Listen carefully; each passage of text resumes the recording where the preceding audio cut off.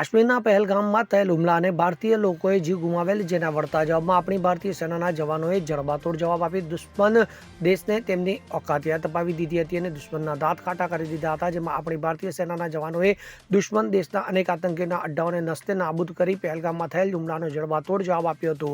જેથી આવા વીર સપૂતો અને ભારતીય સેનાના વીર જવાનોની વીરતા અને શૌર્યને બિરદાવવા રાજકોટ જિલ્લાના ઉપલેટા શહેરમાં રાષ્ટ્રીય એકતા સમિતિ દ્વારા એક ભવ્ય તિરંગા યાત્રા યોજાઈ હતી। જેમાં ઉપલેટા શહેરના દરેક જ્ઞાતિ જાતિ તેમજ દરેક સમાજના લોકો, હિન્દુ, મુસ્લિમ સમાજ અને વોરા સમાજ સહિત વેપારીઓ, આગેવાનો, વડીલો, બાળકો અને મહિલાઓ સહિત મોટી સંખ્યામાં લોકોએ ઉપસ્થિત રહી તિરંગા યાત્રામાં જોડાયા હતા અને ભારતીય સેનાના જવાનોને તેમની વીરતા અને બહાદુરીની બિરદાવી હતી।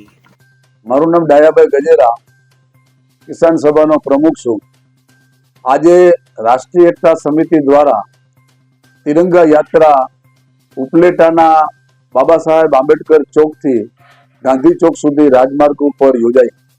ઉપલેટા નગરપાલિકાના પ્રમુખના નેતૃત્વમાં યોજાયેલી આ તિરંગા યાત્રાની અંદર વિશાળ સંખ્યામાં ભાઈઓ બહેનો ઉપસ્થિત રહ્યા હતા। ખરા અર્થમાં કહી શકાય એવી આ રાષ્ટ્રીય એકતાના દર્શન આ તિરંગા યાત્રામાં થયા અને તેમાં હિન્દુ મુસ્લિમ સમાજના આગેવાનો અને આમ જનતામાંથી મોટી સંખ્યામાં લોકો ઉપસ્થિત રહ્યા।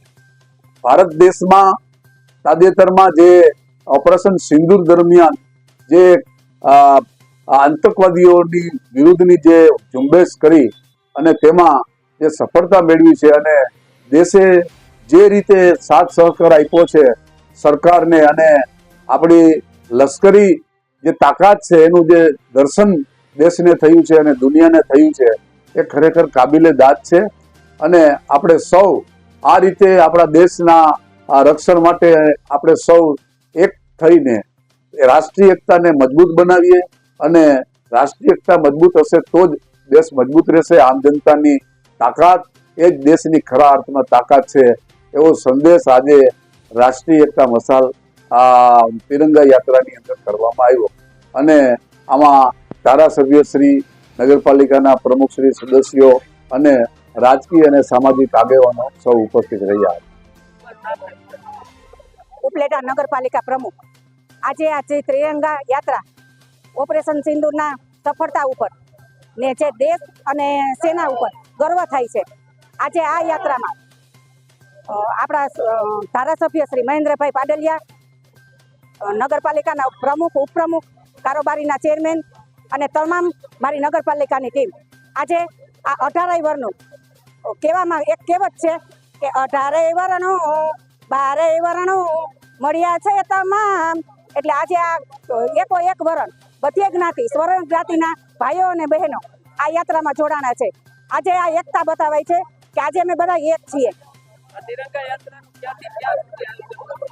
આ ત્રિરંગા યાત્રાનું બસ સ્ટેન્ડ ચોકથી બાવલા ચોક, ભગવતસિંહ ચોક અને ગાંધી ચોક સુધી આ યાત્રાનું અમે આ યાત્રા આજે સફળ બનાવી છે।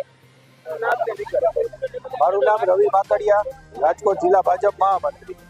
સમગ્ર ગુજરાત અને સમગ્ર ભારતની અંદર એક સાથે 17 તારીખથી લઈ અને 23 તારીખ લગીની તિરંગા યાત્રા દરેક મંડળની અંદર, રાજકોટ જિલ્લાની અંદર 17 મંડળની અંદર આયોજન થયું।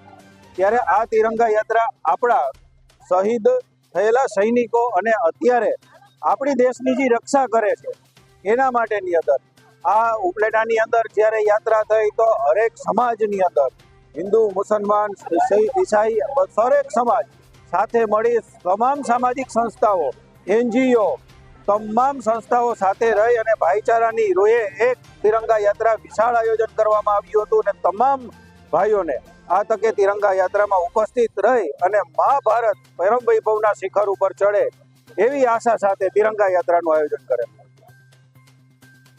સરફરાજ કોડી સાથે CN24 ન્યૂઝ, ઉપલેટા। હવે જુઓ દેશ દુનિયાની તમામ ખબરો તમારી આંગળીના ટેરવે। ઉઠાવો મોબાઈલ અને Google Play Store પરથી ડાઉનલોડ કરો અમારી CN24 ન્યૂઝ મોબાઈલ એપ।